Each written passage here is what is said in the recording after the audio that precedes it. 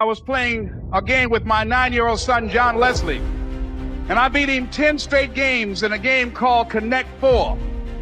And finally, I said, John Leslie, I'm bored. I don't want to play you anymore. And I got up. I said, I'm ready to go to sleep now. John Leslie said, no, you can't go now, Dad. I said, why? He said, it's not over until I win. That was his attitude. John Leslie won, and he got up and he yawned. And he said, I'm ready to go to sleep now. And I'm saying to you, what if all of us took that attitude? The cause repossessed. Nobody believes in you. You've lost again and again and again. The lights are cut off, but you're still looking at your dream, reviewing it every day and say to yourself, it's not over until I win. I said, I'm not one of your students. He said, it doesn't matter. Follow my directions now. I said, I can't do that, sir. He said, why not? I said, because I'm educable mentally retarded. And he came from behind his desk and he looked at me. He said, don't ever say that again. Someone's opinion of you does not have to become your reality. And as he talked, my heart began to beat fast. Tears began to run by my eyes, and I was in the back just listening to him, because the speech he was giving, that speech was for me. And he said, Les Brown, he said, if you want to do anything worthwhile in life, you've got to be hungry. I told Mr. Washington I wanted to become a disc jockey. And so I started working to develop myself. He said, I want you to practice every day being a disc jockey. I said, but I don't have any job now. He said, it doesn't matter. He said that it's better to be prepared for an opportunity and not have one than to have an opportunity and not be prepared. And as I was working to develop myself, I applied for a job as a disc jockey, WMB on Miami Beach. Went to a guy named Milton Butterball. I said, how you doing, Mr. Butterball? I'd like to get a job as a disc jockey. He looked at me, he said, you have any broadcast background? I said, no, sir, I don't. You have any journalism background? I said, no, sir, I don't. He said, we don't have any jobs available. I said, yes, sir.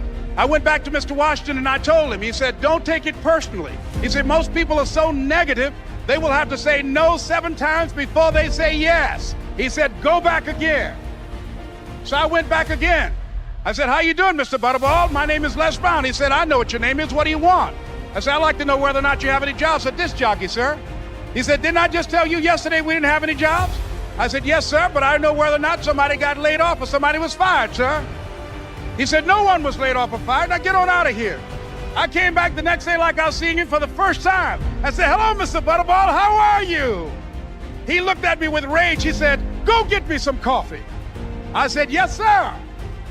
If you want a thing bad enough to go out and fight for it, to work day and night for it, to give up your time, your peace, and your sleep for it, if all that you dream and scheme is about it, and life seems useless and worthless without it, and if you gladly sweat for it and fret for it and plan for it and lose all your terror of the opposition for it, and if you simply go after that thing that you want with all of your capacity, strength and sagacity, faith, hope and confidence, and stern pertinacity, if neither cold poverty, famish or gulf, sickness or pain or body and brain can keep you away from the thing that you want, if dogged and grim, you besiege and beset it, with the help of God you'll get it.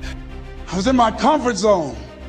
I was doing just enough to get by. I was working on a job. They paid me just enough to keep me from quitting, and I worked just hard enough to keep from getting fired. How many know people like that? Blink your eyes if you understand what I'm talking about. I was parked. I knew I could do more. But when my mama died, it took something out of me.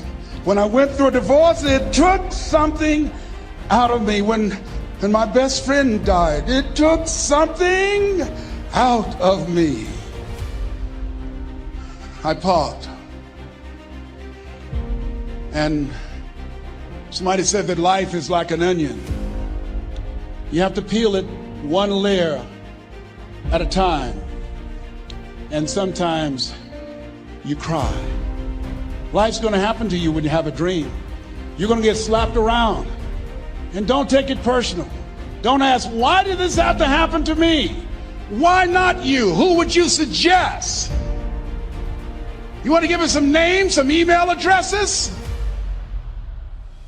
And don't tell everybody. 80% don't care, and 20% glad it's you. It's called life. Suck it up and move on. Get over it. And I went to get him some coffee. After a while, I would give them lunch and dinner, and I would go in the control rooms and take the disc jockeys their food, and I would not leave until they would ask me to leave. One Saturday afternoon, while I was at the radio station, a guy named Rock was drinking while he was on the air. I was the only one there, looking at him through the control room windows, walking back and forth, young, ready, and hungry. Pretty soon the phone rang, and it was the general manager. And I answered the phone. I said, hello? He said, Les, this is Mr. Klein. I said, I know.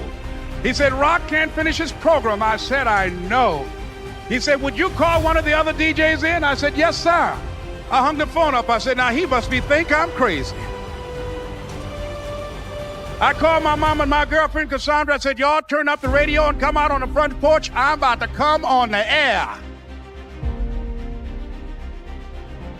I waited for about 20 minutes, and I called him back. I said, Mr. Klein, I can't find nobody. He said, young boy, do you know how to work the controls? I said, yes, sir. He said, go in there and don't say nothing here. I said, yes, sir. I couldn't wait to get behind those controls. I put on an old Stevie Wonder record called Fingertips. I sat down behind that turntable. I said, look out, this is me, LB Triple P. Les Brown, your platter playing papa. There were none before me, and there will be none after me. Therefore, that makes me the one and only. Young and single and love to mingle, certified, bona fide, indubitably qualified to bring you satisfaction, a whole lot of action. Look out, baby, I'm your love man. I was hungry. I was hungry. You gotta be hungry. Begin to know that you have greatness within you. And if just one of you here begin to envision yourselves as being blessed and highly favored to reach your goals, if just one of you capture the essence of what that means, that you have greatness within you and a responsibility to manifest that greatness, that you can make your parents proud, you can make your school proud, you can touch millions of people's lives, and the world will never be the same again because you came this way. It was hard, ladies and gentlemen, coming to speak to people. And I was facing financial difficulties in my own life. I was behind on my bills and my dreams, and I'm saying to them, you can live your dream. It was hard, ladies and gentlemen.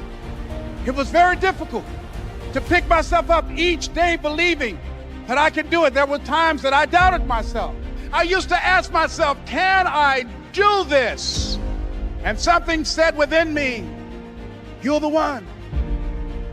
Don't give up on your dream.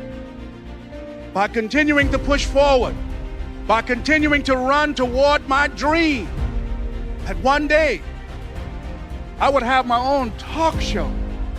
It's a long shot, ladies and gentlemen, from Liberty City, an abandoned building on a floor, never knowing my mother or father. It's a long shot. Being here with you today in this dome in Atlanta, it's a long shot. No college training, labeled educable, mentally retarded, but I kept running toward my dream. Don't stop. Don't stop running toward your dream.